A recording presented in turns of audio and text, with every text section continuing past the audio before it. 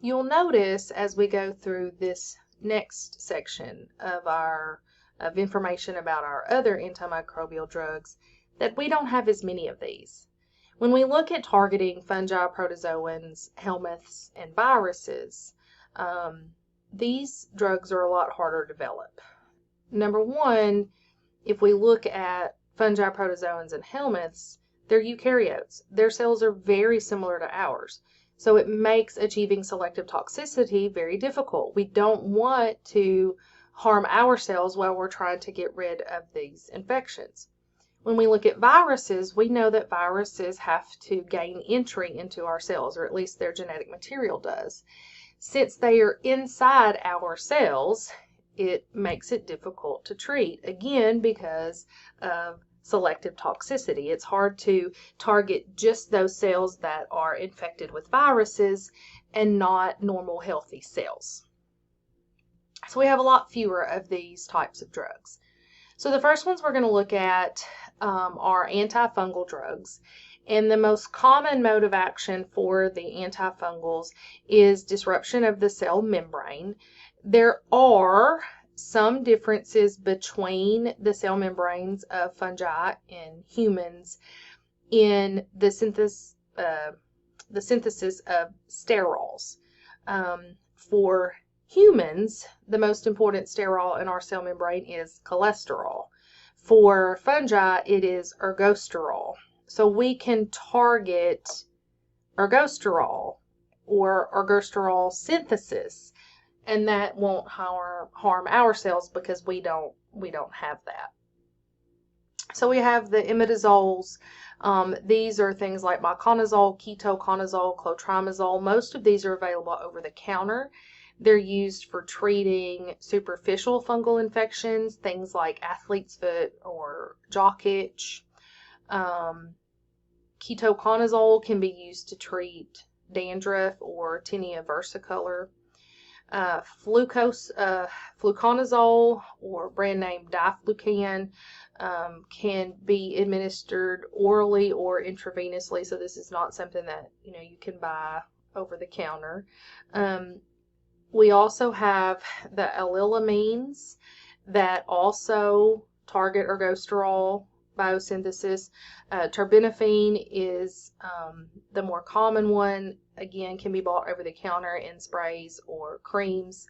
We also have polyenes like nystatin or amphotericin B, which are some of the older antifungals that we have. We have to be really careful with these because they can be toxic. There are some other antifungals that target things other than the ergosterol synthesis. Capsofungin is a natural antifungal agent that blocks the synthesis of a beta-glucan that's found in fungal cell walls but not in human cells. You see there it has the nickname penicillin for fungi because it targets the cell walls. Chitin is found in fungal cell walls. It can be used as a target because our cells don't have those. There are a few that are anti-metabolites, so they're going to target some type of metabolic pathway. Again, we have to be careful with these because fungi do have very similar metabolic pathways to our cells. So here's a table that summarizes some of the more common antifungal drugs. Now we get into the antiprotozoan drugs. We can target metabolic pathways, so we can look at the pathways that some of the protozoans have that we don't and target those. We can look at those that target folic acid synthesis, those that block electron transport. We can use some antibacterial drugs to treat antiprotozoans, especially if we're looking at folic acid synthesis or interfering with folic acid synthesis. We can target DNA.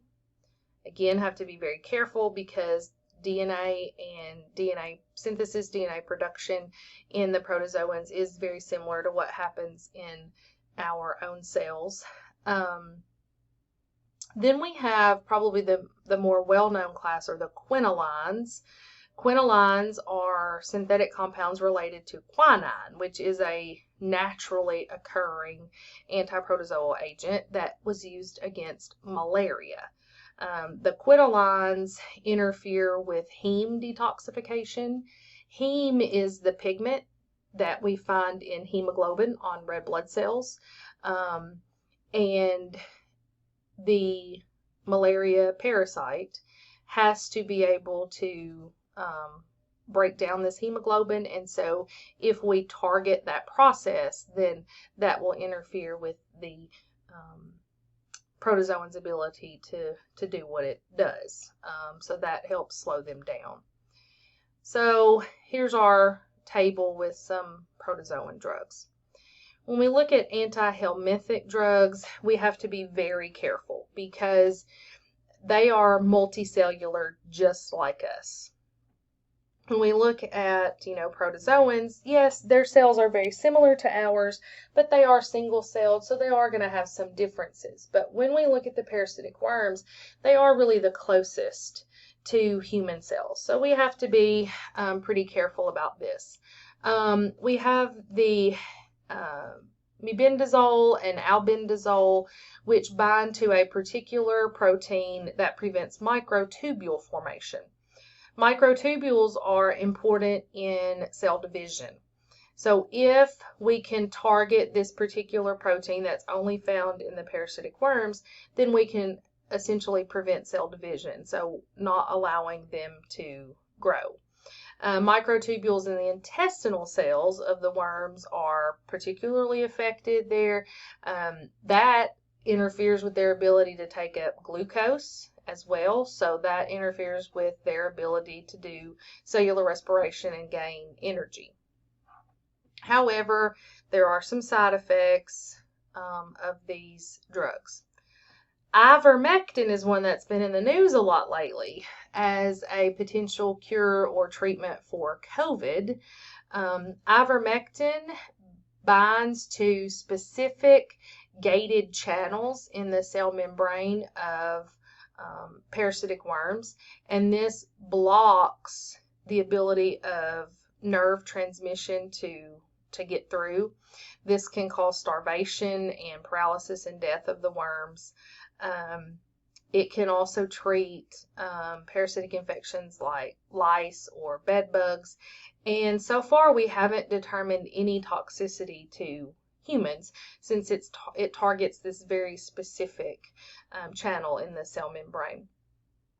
Another really common synthetic antihelminthic drug is praziquantel, which is used for tapeworm and liver fluke infection. Not really sure exactly what it does, but it seems to interfere with calcium uptake by the worm, and calcium is required for nervous system transmission as well as muscle contraction, so this can interfere with that. So here again are a few others of our antihelminthic drugs. When we look at the antivirals, we know that viruses consist of a nucleic acid, a protein coat, and maybe an envelope, depending on what type of virus it is. But we know that they're obligate intracellular parasites. They have to gain access to the host cell. So it's pretty difficult to develop antiviral drugs that are selectively toxic against the viruses but don't harm our cells. Several of our antiviral drugs are nucleoside analogs. We talked a little bit about those when we talked about mutations, that nucleoside analogs resemble nucleotides. So the virus, when it's inside the cell trying to, replicate itself and make copies of its nucleic acid, it will pick up these nucleoside analogs instead of the nucleotides, which then make it unable to make the proteins that it needs. And one example of this is acyclovir or Zovirax. It is a synthetic analog of guanosine, and this will target herpes simplex viruses. Ribavirin is another synthetic guanosine analog. So we know that these nucleoside analogs work. Another target that we can do is to block attachment of the virus to the cell. If we can block attachment, then the cells or the virus is never able to inject its nucleic acid into the cell, therefore it can't infect the cell. Another target or mode of action is to prevent the escape of the virus from the cell. And amantadine and rimantadine, which are used to treat the influenza virus, do this. Don't know exactly how that works, but it blocks escape of the virus. So this prevents or blocks escape of the virus from the endosome, which means that even though it's in the cell, it can't get out of that little package that it's in, and so it just kind of stays trapped in there, and it can't allow the release of the viral RNA into the host cell. These have to be taken, early in the course of the infection to to prevent the widespread infection of different cells. It doesn't do any good if the cells are already, or widespread cells are already infected. We also have the pleconaril, which is a synthetic antiviral. It's being investigated for use in the picornaviruses, which include the enteroviruses that can cause meningitis. It binds to the capsid and prevents the viral particles from being uncoated once they get inside the host cell. So they essentially block the virus from being able to take over the cell.